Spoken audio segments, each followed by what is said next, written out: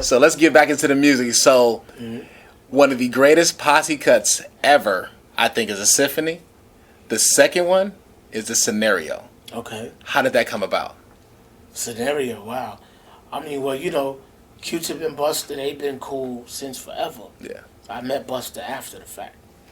You know what I mean? And we used to hang at each other's sessions just like if it was Latifah's or De La's. And it was a given that we were going to do something. Yeah. You know what I mean? So it wasn't even planned. It was just, yo, come by the studio. We sitting there, they rolling blunts, whatever. Next thing you know, we all in the corner like Tip did a beat, throws it on, and we all writing. So it wasn't even nothing like, yo, we got to get in the studio and do this. And we knew we was going to do it just because we hung with each other all the time anyway. It was like a few groups that hung out together a lot. You know what I'm saying? You didn't have to call each other and say, yo, meet me here, meet me there. You knew they was going to be there. So it was us, it was Leaders, it was Brand Nubian, Third Base, Jungle, De La, Latifah, Naughty. Everybody was going to meet up at the Powerhouse in Manhattan. Or Daddy's house in Manhattan. You know, because that's where everybody went to party and do the thing. So when you got to the scenario, after it was done, mastered or whatever, did you know that you had something special? Oh, yeah. Absolutely. Especially when Busta laid his verse. And it's funny because it was so competitive, nobody wanted each other to hear what they was, writing. Yeah. So he was like, nah. So you guys are all in a room like this or whatever, and in a little corner writing y'all verse. He was like, yo, what you got, Phife? Nah, get out of here. I was like, yo, I'm going to lay my shit. And I went in the booth first because back then, if you waited, DJs usually cut to the next song, and they wouldn't hear your verse. I'm like, I'm going first. So I didn't care who said what, who was flying, and who on the record. I'm going first. So I went in there, laid mines. Then everybody started going in. And by the time Busta went in there, it was like, damn, B. I'm glad I went already. I was crazy when he went in there. So we definitely knew it was going to be special, though. Yeah, I mean. Matter of fact, scenario changed like 4 or 5 different times. Yo, Drez from Black Sheep was on it. Paz from De La was on it. Chris Lighty had a verse. Really? Yes. Like Mad Cats was rhyming on that. Right? Do you have those versions? Paz probably got it. He got all that stuff from back in the day. Wow. All of it. We need to talk to Paz and get that. Paz, yep. All of it. But what we originally did ended up being what we came out with. You know what I'm saying? Because it changed after that, but we was like, nah, this is it. You know what I mean? And then, of course, we did the remix with Kid Hood. And the rest, as they say, is history. But we knew we was definitely on this one. And then, like, your verse and Busta's verse by far are the standout. Of course, Busta's Row Row Like a Dungeon Dragon came out, and it pretty much put him in the light that he's into right now. And then your verse, when you did, the Bo Knows or whatever, that people stay at to this day. Oh, I didn't know that, really? Yeah, people talk about, and Bo Knows is it was funny because at that time, we were sneakerheads and all that, so you seen those Bo Knows commercials. So when you said that, it was like, he's doing what, if I was a rapper, I would be doing.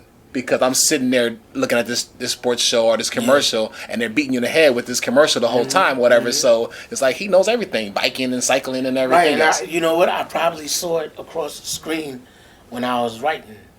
You know what I'm saying? Yeah. Like, or just freestyling or something. So it might have been in my head the whole time. So by the time we did scenario, it popped up again, and I just set it off with that.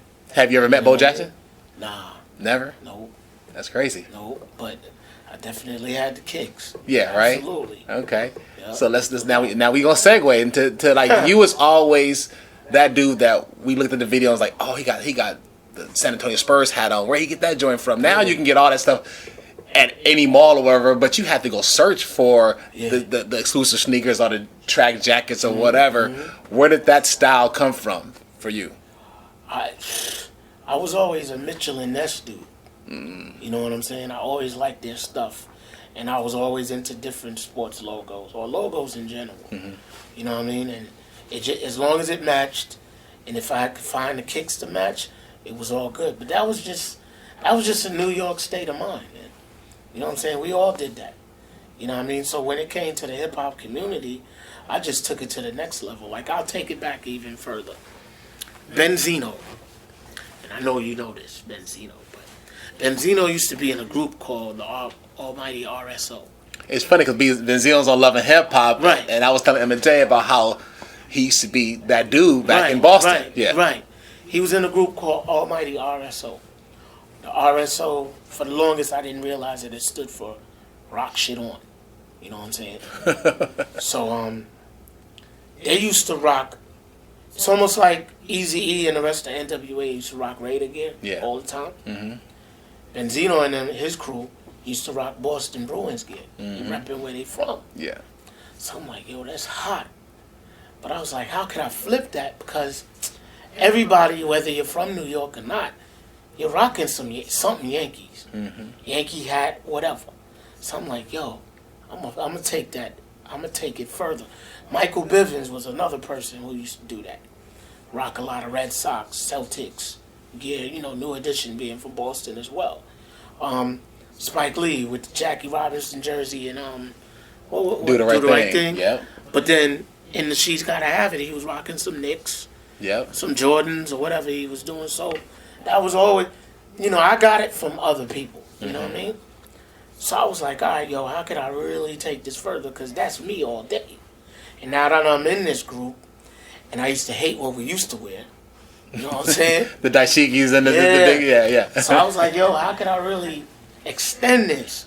I was like, I'm going to rock a little bit of everything. So the first, and my jerseys had to be authentic. Mm-hmm. If you was rocking a replica, you was playing yourself. Oh, the plastic ones? Right. Yeah, it wasn't cotton, it was plastic. Yeah. I needed the stitching. Yes. So I caught on to Mitchell and Ness. I used to take the Amtrak from New York to Philly, go to Mitchell and Ness and just rack up. And then there was another spot right like when you walk up the stairs to Madison Square Garden, there's a shop like right there called Jerry Cosby. They moved now a couple of streets away, but it used to be right there where Madison Square Garden is.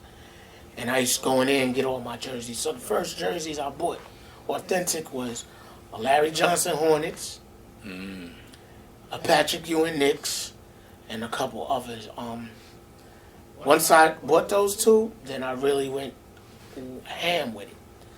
Reggie Miller Pacers, even though I didn't even care for Reggie Miller because, that was our rival. He was serving y'all. Being a Knicks fan, you know what I'm saying? But I was like, the jersey's hot, let me get that. And I'm looking at it, well, how much will these be worth when they go to the Hall of Fame, when they retire, stuff like that. So I was on it. You still got those jerseys? Yeah, in Atlanta, some at my dad's house in Connecticut. Okay. Yeah, I gave some to my little brother. You know what I mean? So I did my Penny jersey, my Shaq jersey. Like, I used to go ham with those jerseys, man. Okay. But now I'm more into the track jackets, and I still keep the caps and, stuff like that. But some of those jerseys are already framed. Okay. So I got my house in California, I have a room dedicated to North Carolina basketball. But now I'm working on a room with just the jerseys and sports in general. Okay. Baseball, football, basketball, Okay. Now, the next room I got to do after that, though, is my Ohio State football room. So. But I'm still huge on that.